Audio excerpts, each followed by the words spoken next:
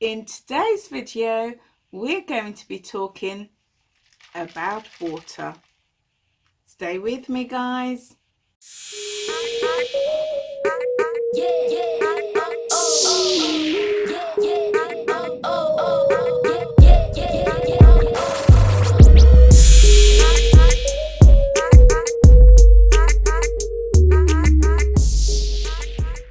Thanks for being here with me, guys. If this is your first time to my channel, then it's great to have you here. Please feel free to hit that red subscribe button and the bell. And if you've been here before, then it's great to have you back. So, what's the deal with being told we need to drink lots of water on our weight loss journey? Well, let's explore this. So, why should we be drinking water?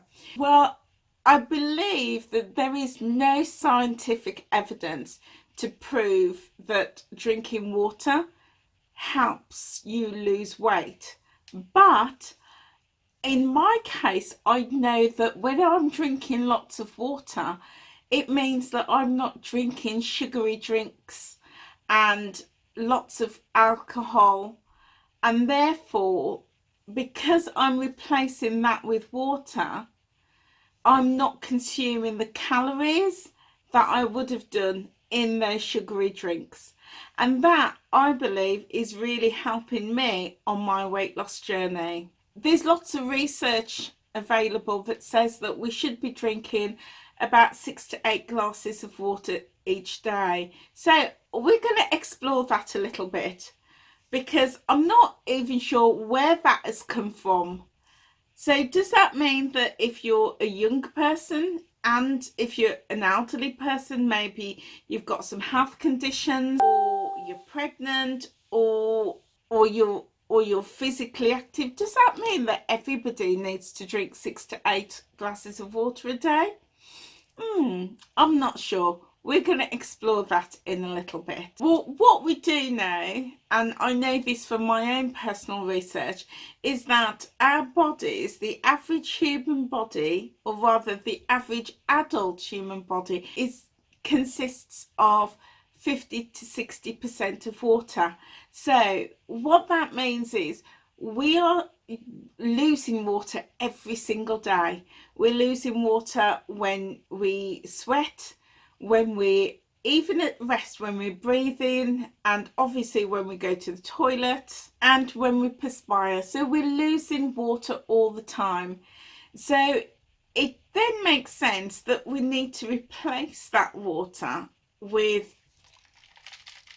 more water, and that keeps our bodies hydrated. Now, I know that for me personally, when I don't get enough water, and particularly when my body is used to 2 to 3 litres of water each day as a minimum, and I've been pushing that recently over the summer periods to a minimum of 3 to 4 litres of water. If I don't get that regularly, I notice the difference in my body. So I get thirsty and I feel really dehydrated. My mouth is dry, my skin can start to look a bit dry, I get dry patches, and also I get fatigued, I get really tired. So I know that for my body, I have to keep supplying my body with that water and keep topping it up.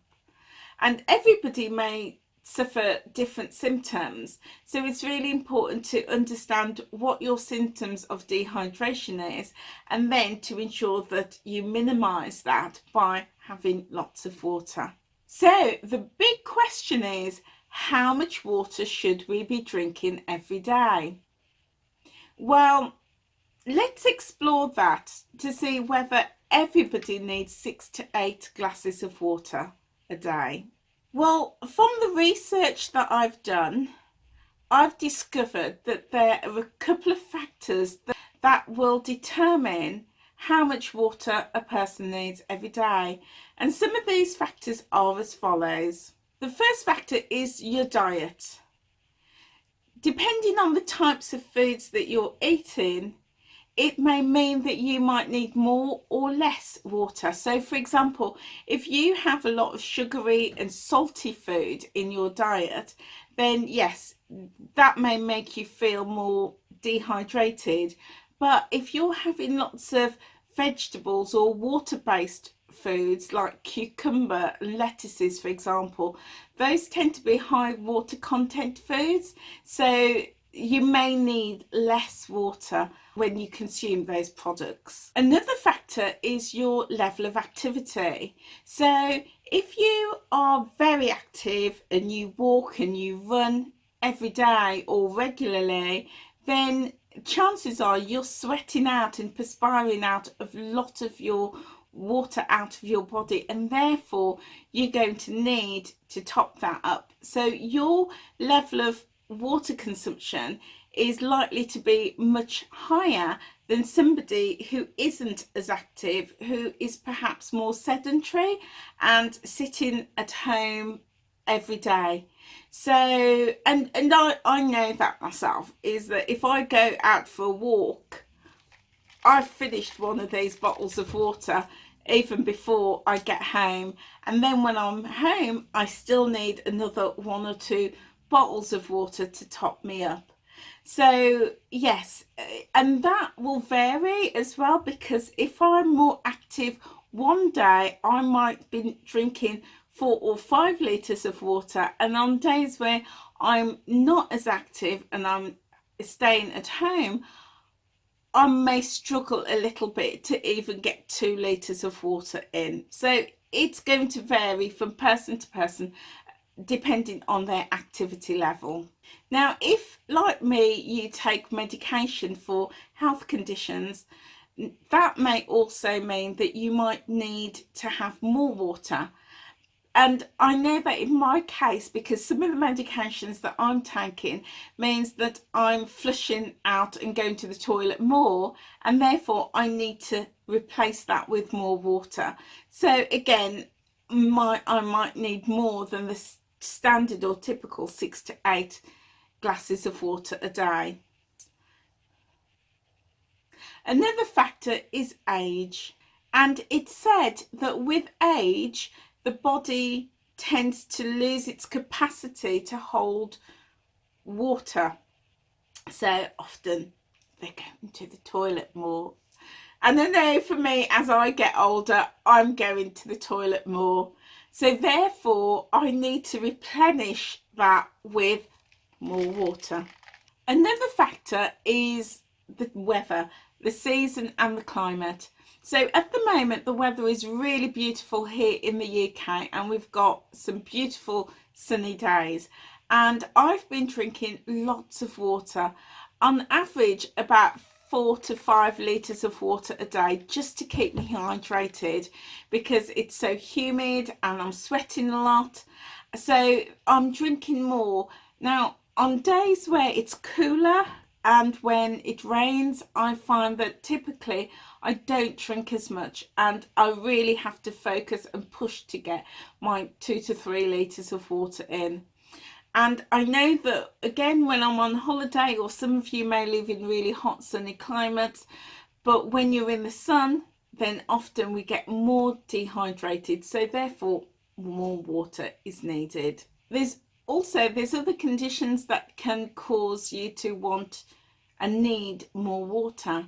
So for example, women of a certain age who may be experiencing the menopause, for example, might need more water because they're having hot flushes. So the water helps to cool them down and regulates their temperature. So they might feel at times that they need those extra glasses of water. So as you see, there's several reasons why the standard 6 to 8 glasses of water may not work for everyone. So it is about knowing your body and making sure that you have the right amount of water to stay hydrated. So regardless of your situation, the question is, how do you know if you're drinking enough water? Well, there are a couple of signs for me that I recognise, And a couple of those signs are headaches. I get really headachy and I get very fatigued, very tired and quite sleepy. Also, my urine, the colour of my urine will change from a clear colour to looking really dark. And I don't drink a lot of alcohol, but I find that when I do drink alcohol, the next day my urine is often very dark. So that is often a sign for me that I need to just top up the water and be consistent with it. Other signs is thirst. I get really thirsty and I often get symptoms of that dry mouth. And also my concentration tends to wane. I find it hard to concentrate. So those are some signs that I recognize in myself when I'm dehydrated. So it's important to really take time to figure out what are your signals, and then when you recognize those signals that you're dehydrated, then top up with some water. Now, I personally find it easier to drink my water out of a bottle rather than a glass, and a bottle with a straw. And I personally find that that's easier for me because I could keep track of that.